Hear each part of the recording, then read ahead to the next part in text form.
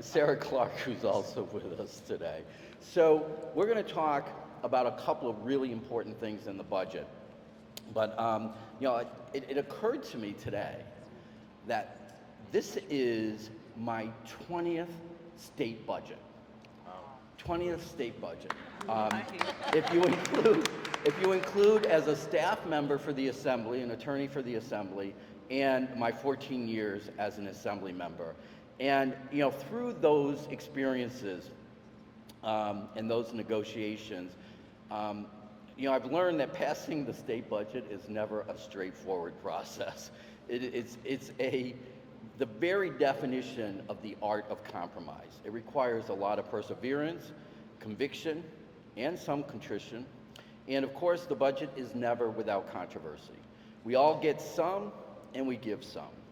But the most important thing is remaining focused on doing the very best we can for the folks who live in our district and in our communities. And this budget has delivered in that regard. It has delivered for the families in the greater Rochester area. And it's been a pleasure to work alongside such strong partners and to have equally strong and devoted partners in our local government, Mayor Evans and County Executive Bello. We talked to them, they told us what they needed, and I'm happy to say that the Rochester delegation delivered.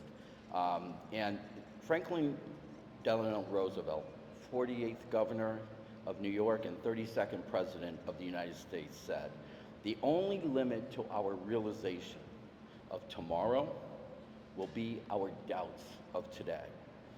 Rochester stands today on the precipice of great change. We have tremendous momentum as we move into the future, with a clear vision of a renewed, prosperous city that honors our past as a community built on innovation, collaboration, and emerging industries, but also a resolve to do better, to make sound and resolute changes that increase equity, opportunity, and justice to everyone. We must not let doubts about our ability to make these changes cloud our vision. And I know that by continuing to work together, we will succeed. The budget we adopted has significant investments that will address poverty, that will address our public safety concerns, and help our families make ends meet. We know that for decades, Rochester was shortchanged compared to neighboring upstate cities, leading to higher levels of violence, leading to decay in our neighborhoods, and an extreme depth of poverty, the effects of which have been felt city and county-wide. To counteract this underfunding and begin restoring these harms, I'm proud to announce that we in the state budget have invested $25 million to address poverty in our area. This money will bring us closer to parity with investments in our peer communities, Buffalo and Syracuse, and be administered through a collaboration with Monroe County and the City of Rochester to address disparity and disinvestment in Rochester's poorest zip codes, enabling us to strategically move towards a fairer, more equitable future. In addition, Rochester will receive $5 million more in temporary municipal assistance that will be unrestricted. The mayor and county executive reached out to us in the beginning of this process, and they asked for $31 million in additional aid here for Rochester and Monroe County. I'm proud to say, with the $25 million and $5 million, we didn't quite get 31, but we got $30 million for our area. And we can do a lot with that $30 million, and others will talk about that. Rochester was also included in $200 million allocation for OnRamp, one network for regional advanced manufacturing partnerships. I am proud to say we were identified as a location for one of 4 new workforce development centers through OnRamp. This center will complement our growing investments in the green energy and semiconductors industry, and our federal tech hub designation by offering credentials and training for the advanced manufacturing sectors, with a focus on providing opportunities for marginalized communities so we can meet the growing demand for high-skilled workers in our region equitably. This is where we are investing in opportunities for our families. On-ramp also takes into account wraparound services required to truly uplift families out of poverty, not just through job placement and employment training, but partnerships with area nonprofits to offer transportation, childcare, and other critical needs that we will bring to people and help them come into the workforce and support them in having long and fulfilling careers. While this budget did not accomplish everything, we have made significant investments in key areas to support the future prosperity of our community. And I am proud of the work we have done to advocate for the Rochester and Monroe County of today and of tomorrow. Now I'll turn to my colleague, Samra Brew, to talk a little bit more about the ways we are making investments to address poverty, provide public safety, and help our families. Samra? Thank you so much, Assemblymember Bronson, and always it's such an honor to be here with all of our partners in government. And as Assemblymember Bronson was speaking, you know, I want to put a finer point on just the level of collaboration that exists between the state, the county, and the city, and even amongst us as the state delegation here in Rochester. That is something that if you grew up in this city like me in the past few decades, we have not had. And so when we are able to work like this and able to have this kind of communication, we're also able to deliver, as Assemblymember Bronson pointed out. I want to talk a little bit more about some of the anti-poverty funding and some of the AIM funding that we were able to bring in this year's budget. And I want to start by looking backwards for a quick moment. Last year, we stood right here actually and talked about an AIM report that we had released, that our office had released, around the lack of funding and the chronic underfunding that Rochester had received. Rochester received less per capita than other upstate cities like Syracuse, like Buffalo. For example, Rochester received $417 per person, while in Syracuse they received $482 per person, and Buffalo they received $572 per person. Not only did we identify the disparities in funding between cities across upstate, but we also found disparities when you looked at the correlation between underfunding and increases in violence and concentrated poverty. We know that here in Rochester, we house 3 out of the 5 poorest zip codes in this state. The other thing we have is tremendous childhood poverty, and even our violence outpaces the rates of other cities across New York State. And it is because of our recognition of the fact that communities with more resources thrive. Communities with more resources are safer communities to live in. Communities with more resources have the ability to build themselves up, and that is why this investment is so, so important. It is the first increase of its kind that we have seen in decades. And this money is not only going to go to our city and county to do what they know is right for this community, but it can also help things like mental health. You know, we've talked with the city around mental health counselors at our centers, expanding the existing work that the city is doing here to not just combat poverty, to not just combat violence, but to also invest especially in our young people, again, as we see childhood poverty rates so high here in the city of Rochester. So these are the types of things that we'll continue to work on, and I'll end with this. You know, throughout this state budget process, there's been a lot of talk around the fact that many of the challenges we face are policy challenges. It's not that there's something in the water and that Rochester just can't get it. These were decisions that for decades, policymakers chose to not invest in our city. They chose to not build in our city. They chose to not bring jobs to our city. And now we are making better choices. The people standing behind me and standing with me today are making better choices, from the state delegation to our county executive and to our mayor of the city of Rochester. And I very much look forward to what else we can deliver for the Rochester area. Thank you. Thank you, Senator Baruch, and that energy, that motivation is why we do get things done. And I want to give a shout out to Senator Jeremy Cooney. As I mentioned, he wasn't able to be here, but he worked side by side with all of us in the delegation to make sure that Rochester delegation delivered for our families. Next, I'm going to turn it over to Assembly Member Damon Meeks to share a few words. Thank you. Thank you, Henry. I'm Assemblyman Damon Meeks, representing the 137th Assembly District. I'm glad to be here this morning. I'm thankful and grateful to my colleagues in the state delegation, to our executive, our county executive, as well as the mayor of the city.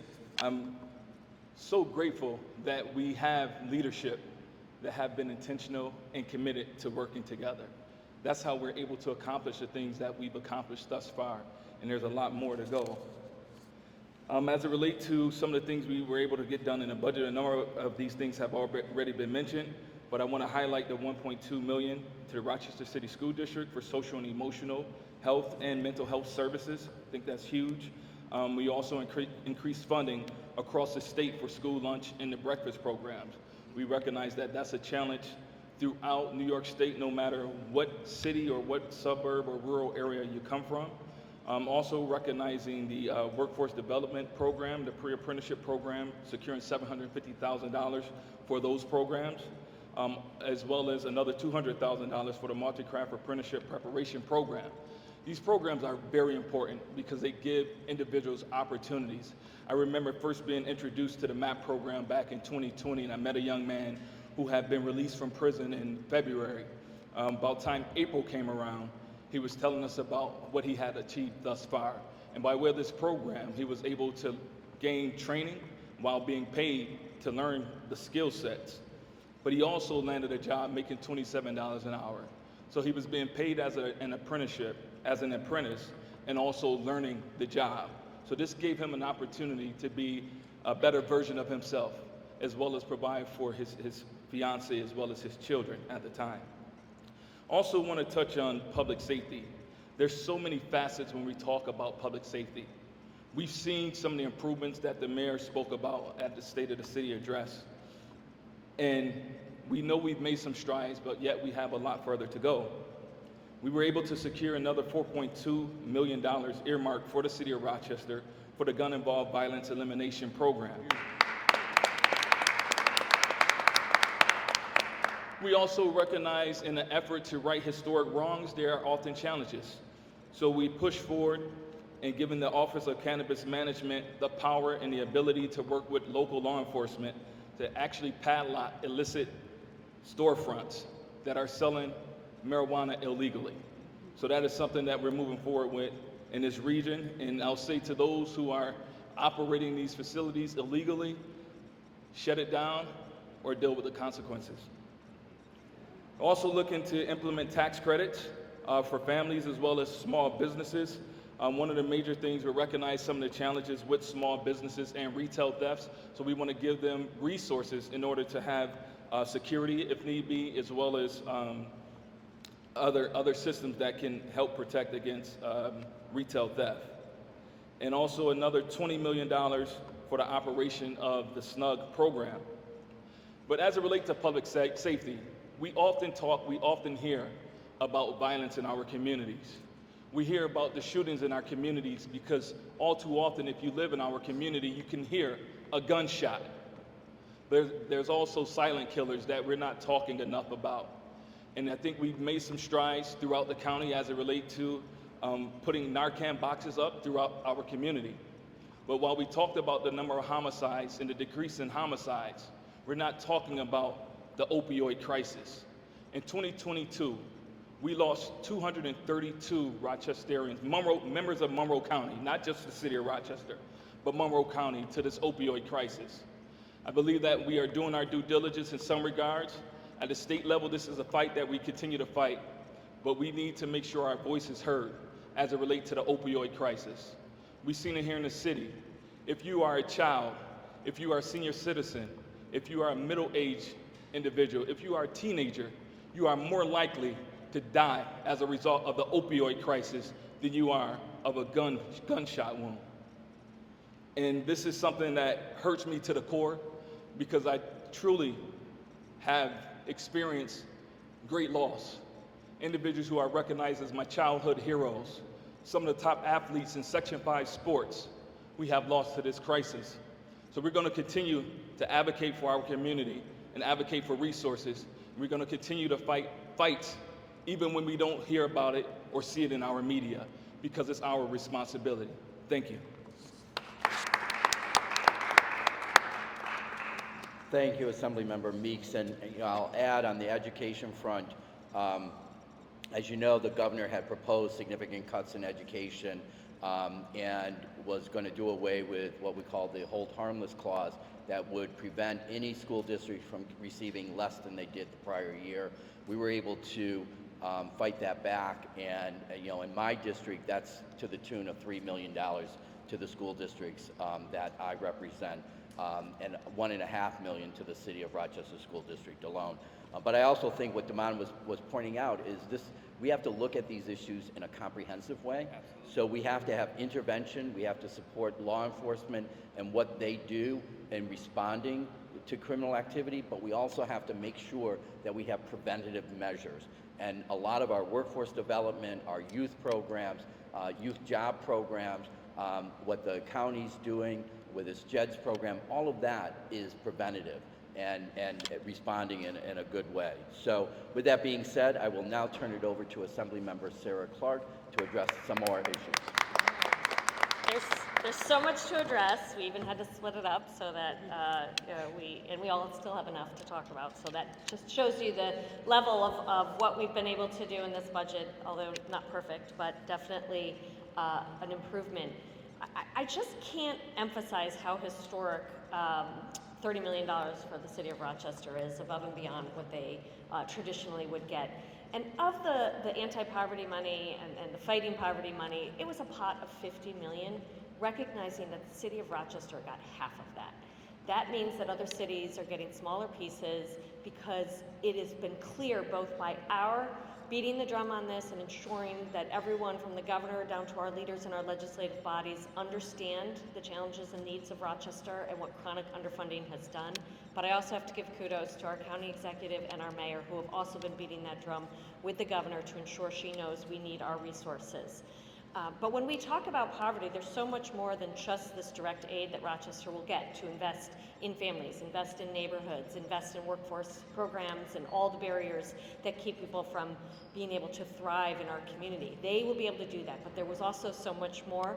We touched a little bit on the school aid and what we were able to do. I just want everyone to know that for the entire county of Rochester, by ensuring that we fixed the hold harmless provision and the inflation factor, we have secured more than $37 million above what our community, what our county got last year in foundation aid. These dollars are going to ensure that inflation and extra costs are met, but that there are no cuts in our schools, particularly at a crucial time when they're losing their federal dollars to help with that social and emotional support and other things that we know our youth are still struggling with, and ensuring they were not getting a cut and actually getting more money than last year will help them meet that need.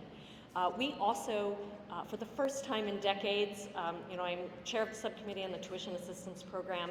Expanding access to higher education is a huge poverty buster, and we know that more and more families are struggling to do it because we have not raised the income threshold for eligibility for the TAP program in decades. Well, today we have. It has now gone from $80,000 to $125,000 for a family to qualify for TAP. We've also raised the minimum award from $500 to $1,000. These are the difference makers between those who can maybe reach and go into higher education opportunities, and it's not just college, it's certificate programs and other tools that you may need for a career. But we are really making sure that there's every family can access this program so that they can have a career that gives them financial independence and the ability to support themselves and their families. We also, for the first time in many years, added more money to what we call critical wait lists. These are in-home services for our older New Yorkers who don't qualify for Medicaid. It keeps them in their homes, but also keeps them safe and out of our hospitals. Gives them food, transportation. We put an extra $10 million. Again, something we know that our elder New Yorkers, and thanks to the work the county's been doing around aging here, we know it's our largest group of people entering poverty every year. And we need to do more to ensure we're giving them extra services so that they can stay in their homes, so that they can get their basic needs met and do and continue to thrive and live here their best years of their life, their golden years, as we may call them. But I also want to touch quickly on public safety. You're going to hear lots of different ways that we have looked to address this and really double down on our efforts to ensure our community is safe. I really want to talk about the intersection of mental health and public safety. That is often what we see on our streets. It's often what makes people call into the city or, make complaints other places is what we are seeing as a real mental health crisis spill out because of many issues, but one of them really being around getting services. We have increased money to ensure there are mental health courts in every county across the state. And we have started to look at what we know is needed, those wraparound services to ensure that there's more supportive housing for those who have mental health issues that have entered the court system. We have to give people a place to reside and give them that safety so that they can get the help they need. We've also put more money in for law enforcement and mental health coordination teams, specialized housing for people who have mental health history and criminal history combined so that we can stabilize and ensure people get the help so that we don't continue to feel it and see it in a way that people aren't getting the help that they need and so that we can make sure our neighborhoods are thriving and safe and we can put investments in them and do the things that we need. There is a true intersection between mental health, substance abuse, and what we're seeing with some of the retail crime issues. If we can help stabilize that, we can make a difference. There's so much to build on out of this budget in terms of our community. I really see us making huge strides in this, and there's also so many more other investments, capital investments you're going to hear over the next few months as well that I think are going to be transformational for our community. So proud to work with our delegation and excited that we were able to deliver some of these wins. So as Assemblymember Clark just articulated, you can't address public safety in one way. It has to be a comprehensive approach, and this budget includes increasing criminal penalties regarding retail theft, but at the same time we're focusing on how do we help someone who finds themselves in the criminal justice system, and how do we help prevent people engaging in criminal activities. So it really is a comprehensive approach. And for more on the budget, I'm going to turn it now over to Assemblymember Jen Lunsford. Thank you very much. When we look at our state, Monroe County and the city of Rochester are too often outliers for the wrong reasons. Decades of disinvestment in our community has caused economic atrophy that's led us to have some of the highest rates of childhood poverty in the nation, disproportionately poor healthcare outcomes, and unacceptable levels of violence. But through the efforts of this delegation, we've begun to reverse those trends. When we entered office in 2021, under the leadership of Dean Bronson, we vowed to work together to bring long-needed resources to our friends and neighbors, and we've succeeded. We've reversed those trends by, in just 4 budget cycles, injecting billions of dollars in capital funding that have literally changed the face of our community. We've invested tens of millions of dollars in gun violence prevention through GIVE and through SNUG and through other sorts of measures that have demonstrated evidence-based ramifications. We can see shooting incidents, homicides, and gun-related homicides are all down by 1/3 because of the investments and the targeted efforts we have brought to this community. This budget doesn't just continue those investments, it doubles down with directed anti-poverty funds that will pay dividends in health, safety, and economic success for people in every corner of our county. I'm especially pleased to have voted for the first increase in early intervention rates in decades. This will go a long way towards clearing wait lists and ensuring that children in our community get the services they need, services that keep them out of special education down the road, that are an economic benefit to our community and to our schools, in addition to, being the morally right thing to do, to give disabled children the services they're legally mandated to receive. We also secured a much-needed cost of living increase for direct service providers that provide care to our most vulnerable New Yorkers. This will enable us not only to increase the services and provide more to more people, but to give better pay to those in our neighborhoods, thousands of people across our community who are doing this critical work every single day. This not only provides services to people, it helps lift others out of poverty. I'm happy to report that we further empowered law enforcement to padlock illegal cannabis shops, which are selling potentially dangerous products and which are undermining the viability of our burgeoning legal cannabis market. The changes to these laws also allow law enforcement to seize inventory from these illegal shops, and in cases where these shops also have licenses for alcohol, tobacco, and lottery, we've empowered the state to revoke those licenses if those shops are found to be selling illegal products. We've taken steps to address retail crime, which among all the categories of crime is the one stubborn category we haven't seen start to trend downwards post-COVID. We've provided funding to the state police for a targeted retail crime task force that will allow them to provide a targeted, surgical, community-based intervention, similar to what we were able to provide here with gun violence several years ago with our federal partners. We saw the benefits of that, and we're hoping again to be able to provide those benefits with this targeted effort. We've provided additional tools to prosecutors to address organized retail crime rings by allowing them to combine the value of goods stolen across multiple incidents by the same defendant to bring higher level charges when one person is responsible for a large value of stolen goods. And I think that's going to enable our law enforcement and our prosecutors to hold those who are accountable for repeat offenses to a higher legal standard. This has been a challenging budget year, but I'm pleased to say that by working together to benefit the people of Monroe County, we as a delegation fought back against cuts to our schools, to Medicaid, and to CHIPS funding, which helps repair our roads and bridges. And not only did we restore those cuts, we increased funding for children, for families, for workers, for businesses, and for our local governments to be able to provide services for everyone in our community who deserves them. Thank you very much. Thank you, Assemblymember Lunsford. And, it's hard to cover a budget of $237 billion in just a short press conference.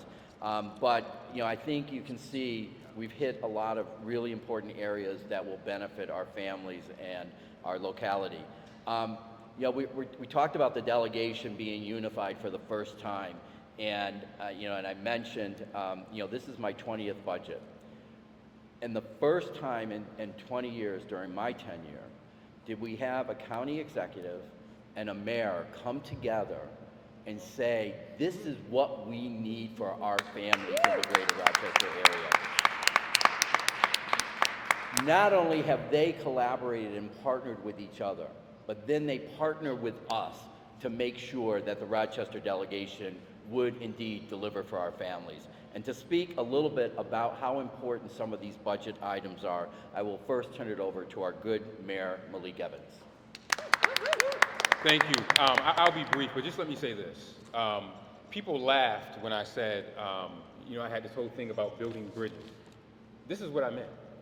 This is what I meant about building bridges. First off, I probably talk to at least members of this delegation probably regularly, weekly. We meet in this room when they're not in session and they're home, almost on a quarterly basis. We communicate more than that in this room, in this building, City Hall, to talk about the things that are needed for Rochester. And as you can see, this isn't just what I call a meet and talk, because the evidence of these meetings, of these collaborations, of these phone calls are evidence in this year's budget. They're evidence in this year's budget. For decades, we have asked for increases to AIM aid. First time in decades, you're seeing an increase in AIM aid. We had this proposal about targeted poverty aid for cities. And I'll tell you, I was kind of skeptical. I said, are we going to be able to get this done? I remember, and I know the governor's office gets tired of me. I whine a lot. I know the delegation gets tired of me. They know all the stuff I'm going to say before I even get there. It's funny. They'll come and they'll say, we know, AIM, we know, give, 4 zip codes. You would not have that if you didn't have this collaboration. And I need the community to understand that what we do in the city of Rochester, we rely on the kindness of the state. So much of what we do is, it matters who we have at the table in Albany, and they have delivered on that. The first time ever, also, you had a unified message with the county and city, literally, where when we went to Albany, the county executive and I go on, he may tell the story, we go at different times. Our delegation has been so great in Albany that their colleagues, who don't even represent Rochester, knew what our priorities were because they're drumming the beat up. I was in Washington, D.C. recently, and someone from another state said, I hear that your delegation and your county and the city all get along. How the hell do you do that? Someone told me that from another state, because it's just not normal. I hate to say it, it's not normal. It's not normal that you have a county, a city, and a state working on the same page. We don't agree on everything all the time. We've had some heated meetings in the mayor's conference room. But at the end of the day, we've been able to work together to make sure that we got targeted poverty aid of $25 million, that we got Rochester.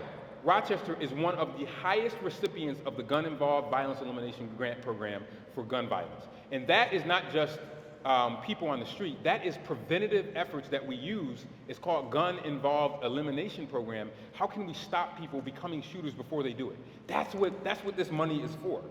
The socio-emotional health that you mentioned in the city school district. We are doing that big in the city, as you know, in our rec centers and in our libraries. Groundbreaking, never been done in the city before because of support that we're getting from the state. The on-ramp funding, the increase in aid to municipalities, $5 million, that's good. And even though it might be $1 million short, we made it up and give. And then the last thing I'll mention is what I'm extremely excited about is also all of the, and I know they'll have other announcements, and I won't steal their thunder on that because we don't have time today, all of the infrastructure, capital dollars. So stay tuned to that because it's not enough time to get in the press conference to put that all in. I'll leave that to the delegation. They will have announcements in the coming weeks of the capital investments that they have made in Rochester that we have never seen before. I took office in 2022 saying that we needed to usher in collaboration on steroids like we've never seen before. In this delegation, I'm going into my 3rd budget. In each one of my city budgets, and I see our budget director back there, we have been able to announce monumental announcements in the mayor's budget that he proposes to city council because of the monumental investments that these individuals have made from the state perspective in 22, in 23, and now again in 24. So I just want to say thank you from the bottom of my heart. You don't hear thank you often. But on behalf of the residents of the city of Rochester, I want to say thank you. And I'm a preacher's kid. You can't have a testimony without a test. And I can testify of the investments that we are seeing in this budget. It is going to make the Rochester budget this year that much better because of these individuals and their investments that they're made. And I'm so grateful also for my partnership with the county, the state, and our federal partners. And I want to say thank you to you all again from the bottom of my heart. Thank you, Mayor. It's really great having you as a partner. You often talk about we are doing this together, but most importantly, we're doing this for the families that we represent here in Monroe County and in the city of Rochester. And we also have another great partner who has continued to have conversations with us, talked about the priorities of the county, and I would like to have him say a few words. County Executive Adam Bello. All right, thank you, Assemblymember Bronson, and it really is just a privilege to be with all of you today and to stand here with our United Delegation who brought so many resources back to our community. As you've heard from the previous speakers, we tried to do something different this year. we figured, this, especially when it comes to the AIM funding disparity that the city of Rochester has received over decades, something that's grown for decades compared to other cities in upstate New York. We said, listen, if we do the same thing over and over again, we're going to get the same result. So we brought for the first time, I think in generations, the county and the city, the mayor and I, going to Albany, asking for the same things with the same priorities and hoping for a different result. And I'm pleased to say we got a different result this year, and it's because of the men and women standing behind me. So I want to thank our Rochester delegation for stepping up and helping the city of Rochester. You can't really overstate the importance of this. $25 million in state funds to help the city and the county address poverty in our community, another $5 million in incremental aid increase to AIM funding here for the city. This is the first time in a long time they've seen an increase like this. And also the $25 million, this is also the first time. I complain a lot and I talk a lot about fair share. We talk about getting our fair share of resources here in Rochester. Think about that. We got half, 50% of the money that went statewide landed right here in the city of Rochester. So that's an incredible accomplishment. But this budget accomplishes a number of things. When you think about our priority areas, it's public health, it's public safety, it's investing in our workforce and our people, and it's investing in infrastructure. This budget checks all of those boxes. It increased the Medicaid reimbursement rate. That's going to help our residents at Monroe Community Hospital, and it's going to help that hospital into the future years and all of our residents there who are largely Medicaid dependent. It helps with public safety when you talk about what we heard with the retail theft, dollars to help the district attorney, the police, also our local business owners who are struggling to figure out how to finance upgrades to their businesses and some security measures they can take to help prevent those thefts. When you talk about infrastructure, there's going to be a lot of announcements in the coming weeks about how much capital is coming to Rochester, but this is a great opportunity for the men and women in our trades, in our construction industry, and it's going to make a big difference here in our communities, continue to see so many shovels coming in the ground. And let's talk about workforce for a minute.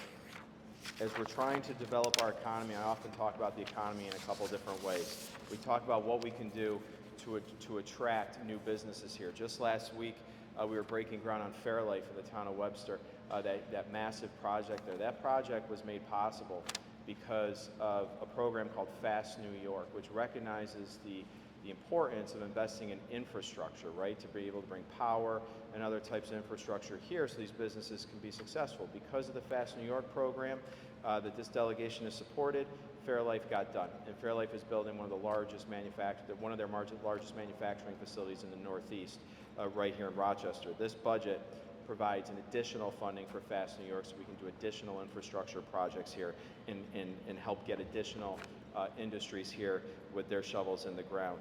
The new partnership program with the counties for infrastructure grants is included in the budget, $85 million to help partner with counties on public safety communication initiatives, and then the on-ramp program. So we're doing a great job bringing more industry here. Our Commuta board has had record years in a row working with new industries to break ground, put the shovels in the ground.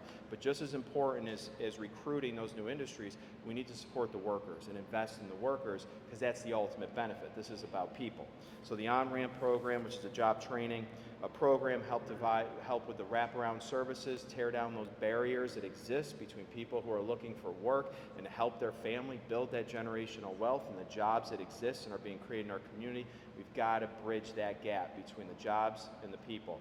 That's what the on-ramp program is all about. And so I'm just thrilled to see that included in this year's budget as well, so we can invest in people who call this community home and give them all the tools they need to succeed. So again, I want to thank this delegation for their tireless efforts in Albany, standing up for Rochester and Monroe County and bringing resources back to our community and making history really with the amount of increase that they've managed to bring back with the AIM funding and the funding for poverty initiatives here in the city of Rochester. So thank you.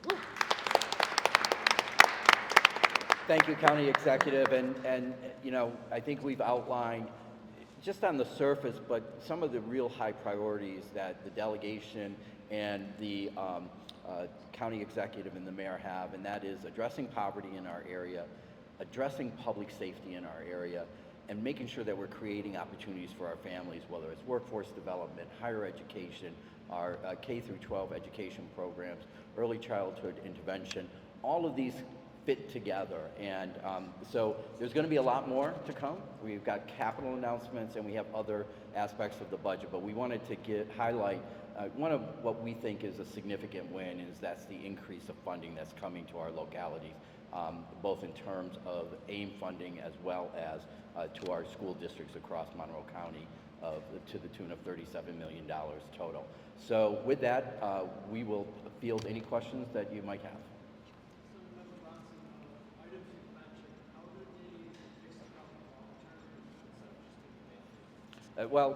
Certainly they're not a Band-Aid. Having an additional $25 million to really target initiatives to address poverty, whether that is to, and this really was going to be up to the mayor and the county executive to work that money through existing programs, whether it's expanding those programs or creating new programs, but really targeting poverty in our county to make sure that we address that problem. So it's not a Band-Aid, any stretch of the imagination.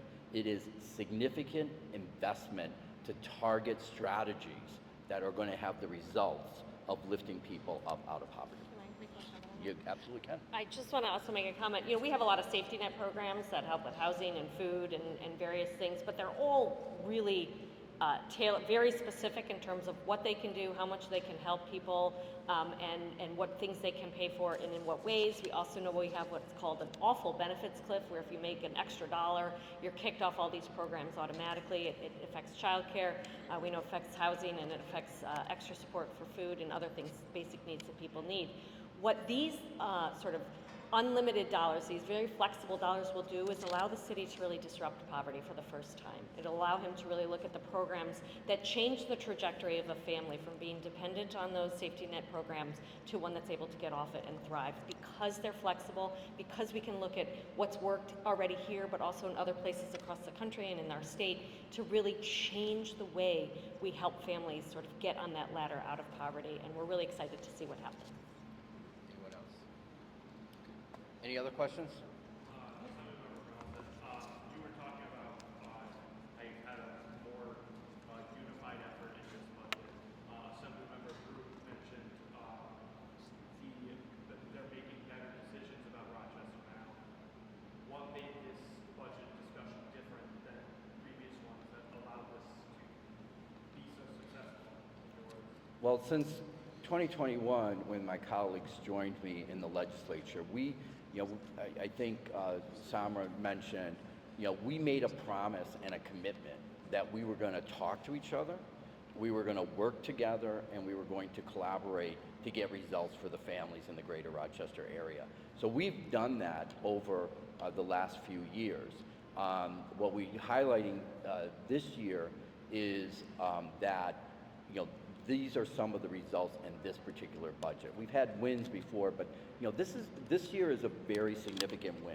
And I think part of the formula to that victory is the work that the mayor has done, the work the county executive has done, the fact that we have continued to talk to each other, and then we went to Albany with a unified voice. And the number one priority was increased AIM funding. And we got that. And so we worked it in the legislature, the county exec and the mayor. They worked it at the governor's level with her secretaries. So it was a collaborative effort, but it was a unified voice with a call for this increased funding, which we finally got. And as was mentioned by my colleagues, it's been decades since we've had increase in AIM. We got an increase in AIM, and I should say that's also to village and towns across the county as well. They're getting an increase in AIM, not $5 million like the city, but significant dollars to those localities.